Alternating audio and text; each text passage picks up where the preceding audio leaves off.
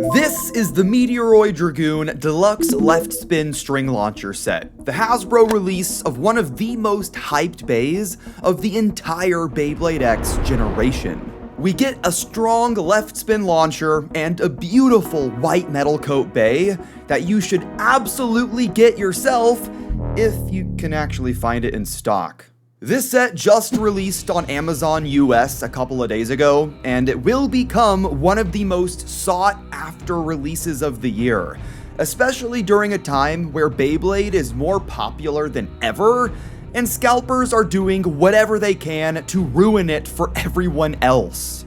But you didn't come here for a rant. Anyways, the box shows us all of the parts, stats, and puts the bay front and center with its eye-grabbing white metal coat. It's one of the few painted bays Hasbro has released this generation, and I hope we get more and more as time goes on.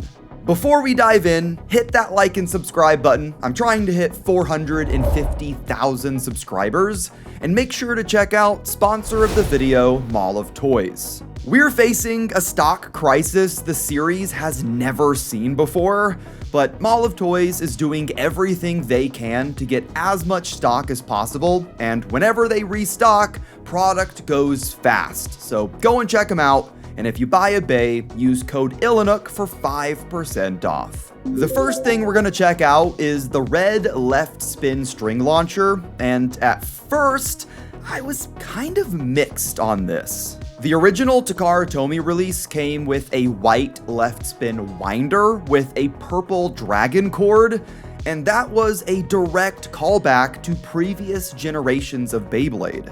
Hasbro instead gave us the red BX47 launcher, which is still really solid, but some of you may already have a blue version of this from the older Cobalt Dragoon set, so the cool white winder was unique. Either way, we're getting something Takara Tomy only released by itself, so that's a pretty nice move from Hasbro. Next, we have the bay itself, starting with the bit J, or Jolt. Jolt has a larger gear ratio for speed on the extreme line, while the actual tip itself is super small and kinda reminds me of Whole Flat from the Metal Fight generation.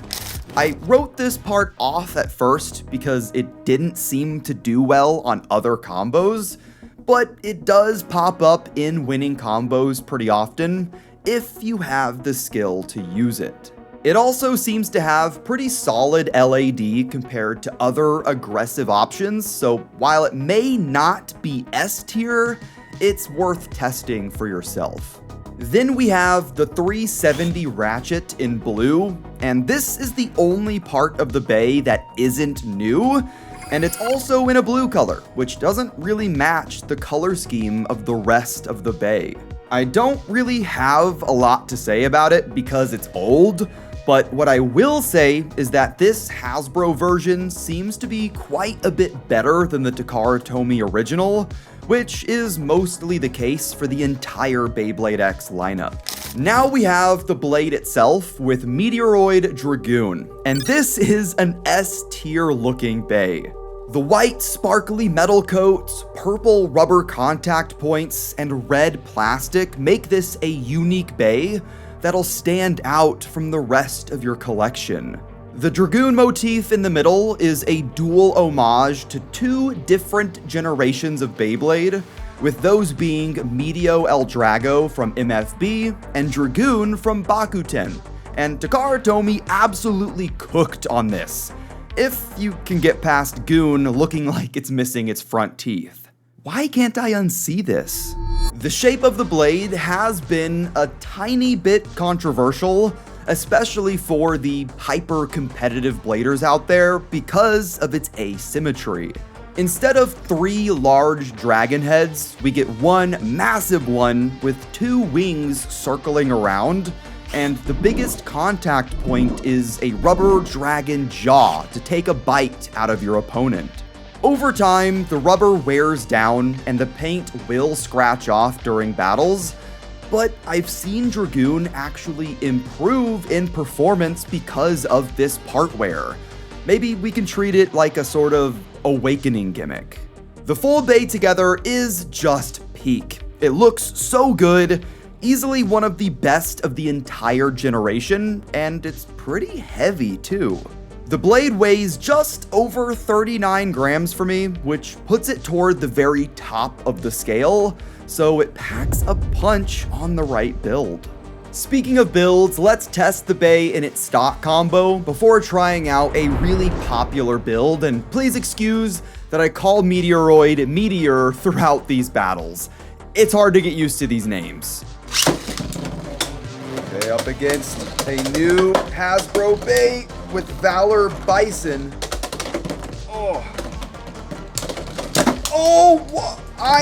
It hit the camera. I thought that the battle was going to be over for Dragoon there. What happened?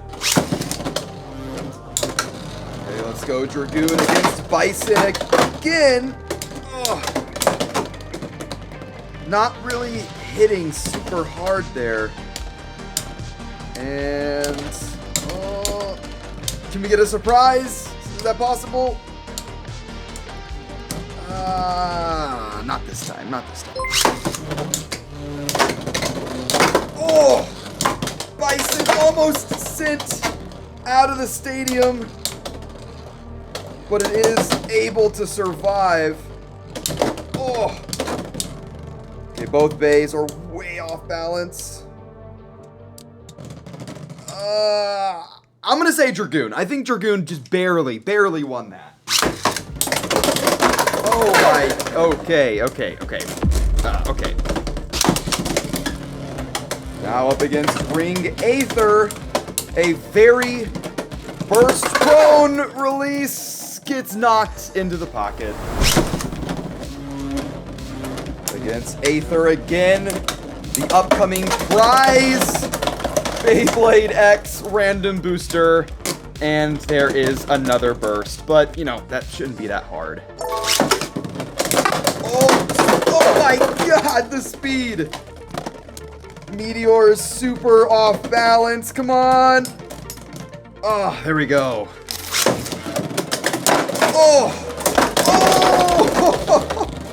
Okay, Meteor burst first there, I believe, but that was just ridiculous. Whoa!